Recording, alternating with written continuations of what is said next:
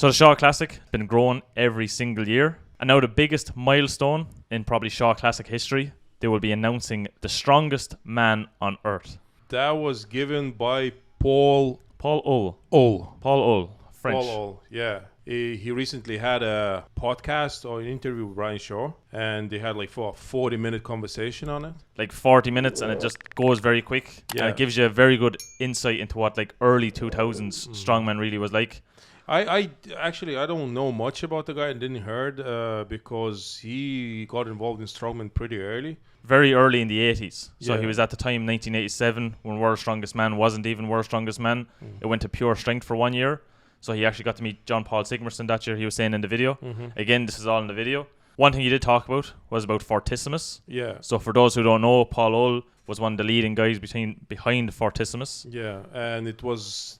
He did that competition only for 2 years, 2008, 2009. Yeah. And One year won, I think, Poundstone. The second year, Big Z. Big Z won the final one in 2009. Yeah. Unfortunately, then 2010, I don't think they were able to get major sponsorship to actually kind of run the show. So it kind of died an unfortunate death, I suppose. It's the same sort of thing happened with IFSA. He was involved as well in IFSA, and it's, to me, IFSA, it's kind of it's crazy how history repeats itself. We're on this again. Yes, WUS. To me, is like a 2.0 of IFSA. Started big. Money, just true money at it. And thought it's just going to grow just Get because everybody. of the money. Yeah. And Brian Shaw actually did it the other way. He started small. He started during these crazy times. In his own kind of small ranch. Yeah, which is like, again, that's pretty small. He invited all these guys, brought them in, had a pretty great competition, released the videos of the competition, and that's how you start and see how the fans responded to it. And I think fans were pretty delighted with the outcome of that competition. But the major thing that Brian put into his show that I don't think a lot of strongman shows or organizers put in is that it's focused solely around the athletes. So the athletes are the center point of the show. As he did say himself, like kind of the prize money is very good for the athletes. And as well as that, Brian, even though he won the first Shaw Classic, he didn't take any of the money himself.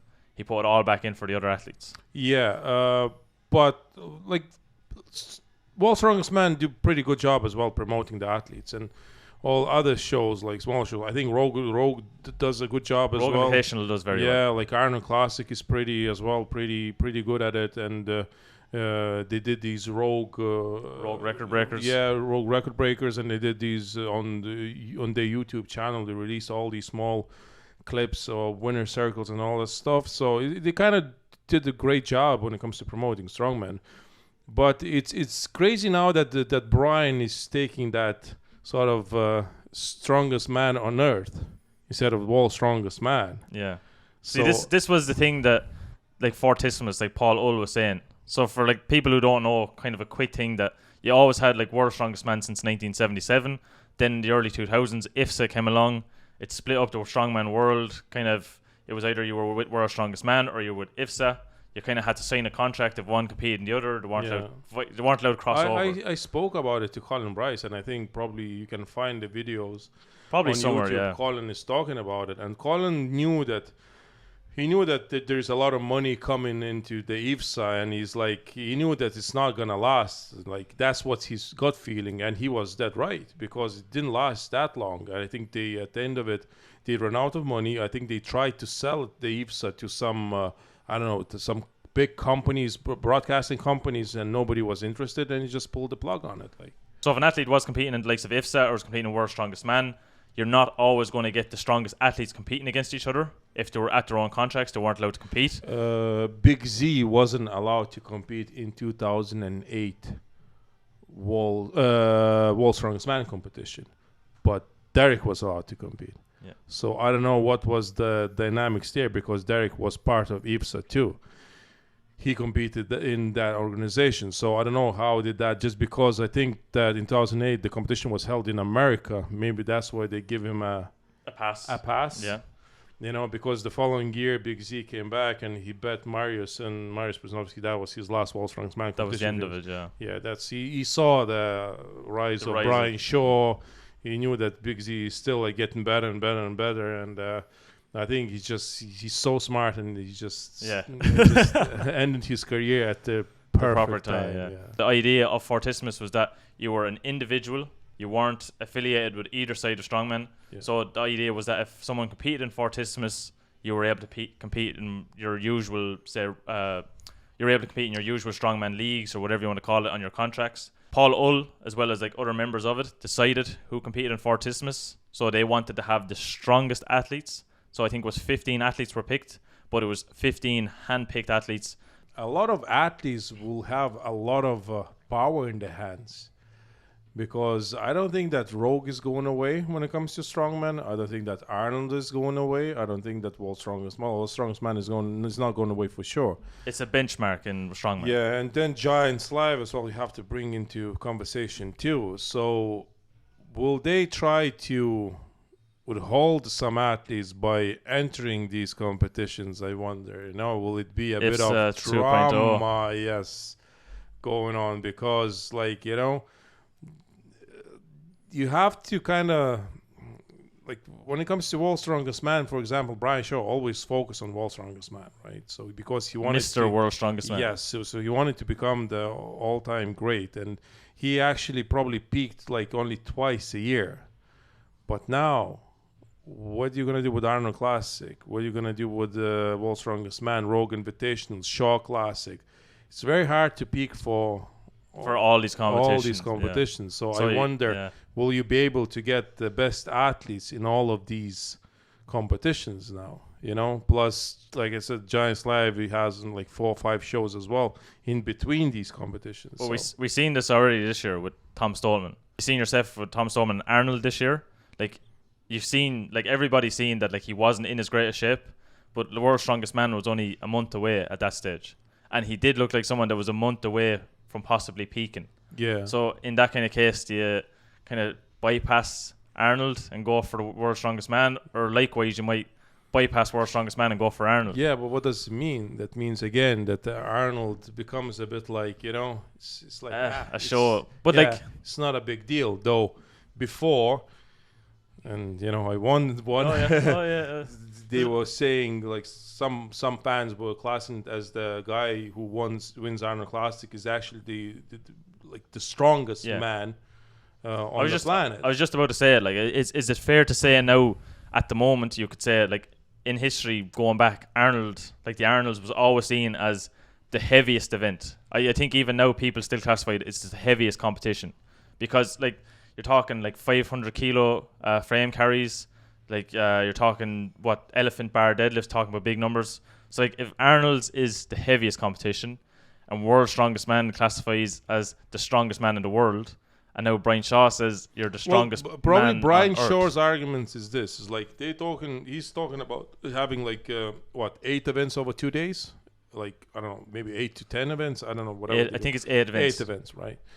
So maybe he thinks like all these events, you need 8 events to really test everything in your arsenal, to find out who's literally has the least weaknesses of all the strongmen, and only then you can class that person being the strongest man on earth. Yeah, Paul said this as well in the video. What Fortissimus, it was a layout of 10 events. He felt that 10 events, so like a decathlon, was perfect, because over a couple of days you can decide whether your longevity of strength is still there.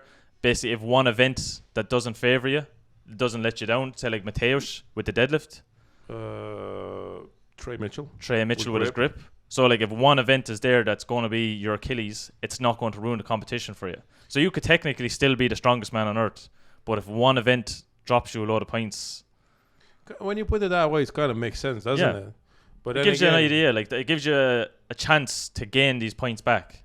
Makes into such a hard competition, and the injuries. Oh, that's exactly, yeah. That's where, like, because you're maxing out 2 days in a row, and that's where, like, I don't know. So, like, injuries can affect, obviously, the lineup as well. Yeah. But Brian Shaw, with the Shaw Classic, we all know, like, he picks the athletes. Basically, probably off their legitimacy of. No, yeah, of course, he knows who's the best at that specific time in the world when it comes to like all the athletes. He knows like who to invite.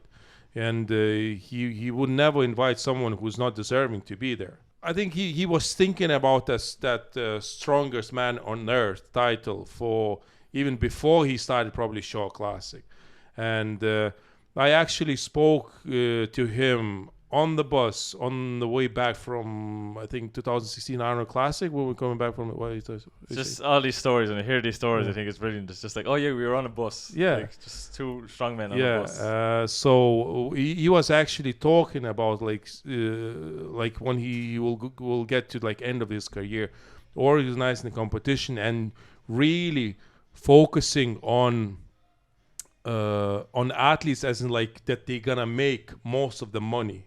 So I think Brian legitimately knows that, and he experienced that, and now with his competition he wants to give the most of the pie to the strongman, which is like really nice, but I think it's gonna happen only in his competition. The reason that Brian is using the term strongest man on earth is basically because of Paul Ull. That's why the video kind of came out and stuff like this, that Paul Ull is given his blessing. Like, he feels that Brian Shaw in the future is going to be the person that picks up the stone of strongman. Like, he's going to keep the ball rolling. That strongman keeps progressing the way that it is. Like, it keeps its history. That it's not just going to be something that kind of fades out like over time. That basically that strongman is going to keep a good presence in the strength world. Like, so that's where the whole idea came from. That's why the video is being made. That's why we're making this video. There's a toss-up. How do you decide who is actually really the strongest man on earth? I just hope that, like, to me, as like, I don't know, as bad as it sounds, it's not the most important thing. Like, to me, it's all semantic. Like, world's strongest man, the strongest man on earth. I know that Brian wants that sort of a title. It's good for a show, yeah. It's good for the show, but initially, I just want all the athletes to make the living from the sport and for the sport to grow. And if there will be too much drama or, you know, like, and the sport might start to like sort of I don't know, fluctuate, like? Yeah, or can be stopped in the tracks, which I wouldn't want to see. Like, you know, there's so many ways you could look at it. I feel that if Mitchell Hooper wins this, like, I think it's clear to say that he is the strongest man on earth at the moment. At the moment, 100%. Like, like even by winning Arnold Classic and winning World's Strongest Man, to me he is. Yeah, regardless. He's one of only 4 people I think in history to do it. I think like there's still a bit of time for Brian needs a bit more time for his competition to get to that point where Arnold Classic and World's Strongest Man is, because at the end of the day, to me, is like these shows are running for years now. World's Strongest Man is like, what, 30, 40 years now? Arnold Classic is like... Arnold Classic since 2002. Yeah, so here you go. So 21 years now. Like it's you can see there's longevity. That's what, to me, that's what counts. That's what matters the most. Brian is only 4th year of his competition, so he still has a lot of time to sort of grow his competition and establish himself as a legitimate, I don't know, one of the biggest events of the year. He's the one who looked at strongman super seriously, and I think he gave hope to a lot of strongmen that it can be a professional sport where we can make the living out of it. I think he's the first one.